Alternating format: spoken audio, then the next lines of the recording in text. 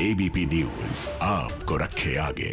BJP ने रथ यात्रा के जरिए बंगाल जीतने की तैयारी की है, ठीक उसी तरह जैसे 2017 में यूपी जीतने के लिए किया था। अगले महीने पार्टी रथ यात्रा निकालने वाली है। आपको दिखाते हैं पंकज झा की ये एक्सक्लूसिव रिपोर्ट।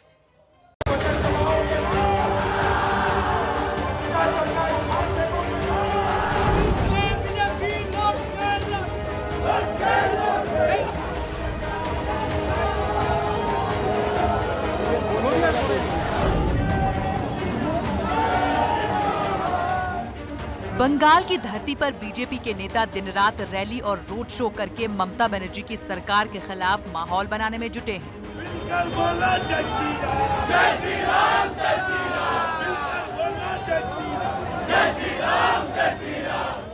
और इस माहौल को और ज्यादा धारदार बनाने के लिए बीजेपी ने बड़ी प्लानिंग की है और ये प्लानिंग है यूपी मॉडल से बंगाल जीतने की।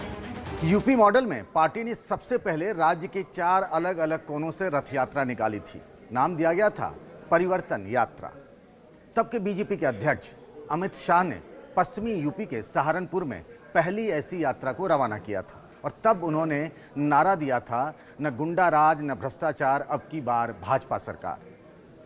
दूसरी ऐसी यात्रा ललितपुर से, तीसरी सोनभद्र से और चौथी बलिया से रवाना हुई थी।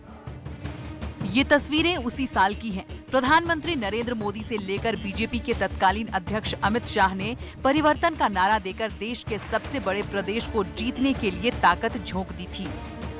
लखनऊ में 2 जनवरी 2017 को खुद पीएम नरेंद्र मोदी ने परिवर्तन यात्रा का रैली के जरिए समापन किया था, लेकिन रैली से पहले रथ यात्रा ने राज्य में बीजेपी के पक्ष में और अखिलेश के खिलाफ माहौल बना दिया था। यूपी की तरह ही बीजेपी ने भी अब बंगाल में ऐसी परिवर्तन रथ यात्रा शुरू करने का फैसला किया है। 5 फरवरी से ये यात्रा शुरू हो रही है। बीजेपी के अध्यक्ष जेपी नड्डा इसकी शुरुआत करेंगे और फिर 10 फरवरी को केंद्रीय गृह मंत्री अमित शाह दूसरी परिवर्तन यात्रा को रवाना करेंगे। पार्टी ने बंगाल के लिए 5 जगहों से परिवर्तन रथ यात्रा निकालने का ऐलान किया है। ये तय हुआ कि यात्रा सभी 294 विधानसभा क्षेत्रों से होकर गुजरेगी। दिल्ली में बीजेपी हेडक्वार्टर में पार्टी नेताओं की बैठक में बुधवार को इस पर विस्तार से चर्चा हुई। स्थानीय नेताओं को रूट मैप बताने को कहा गया है। इस यात्रा के दौरान कई शहरों में परिवर्तन रैलियां होंगी। मोदी सरकार के बड़े मंत्रियों से लेकर पार्टी के बड़े नेता इसमें शामिल होंगे। बंगाल में यूपी मॉडल पर चलते हुए बीजेपी ने टीएमसी नेताओं को तोड़ने का सिलसिला जारी रखा है।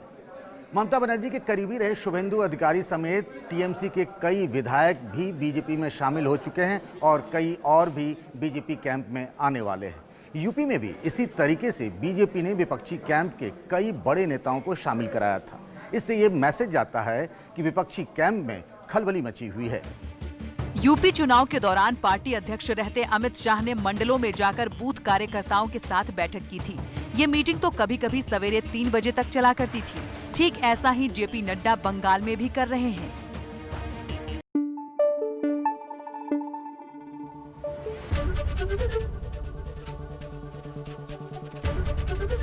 एबीपी न्यूज आपको रखे आगे।